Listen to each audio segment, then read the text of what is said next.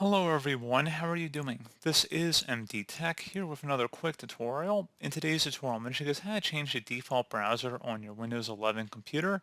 So this should hopefully be a pretty straightforward process here, guys. And without further ado, let's go ahead and jump straight into it.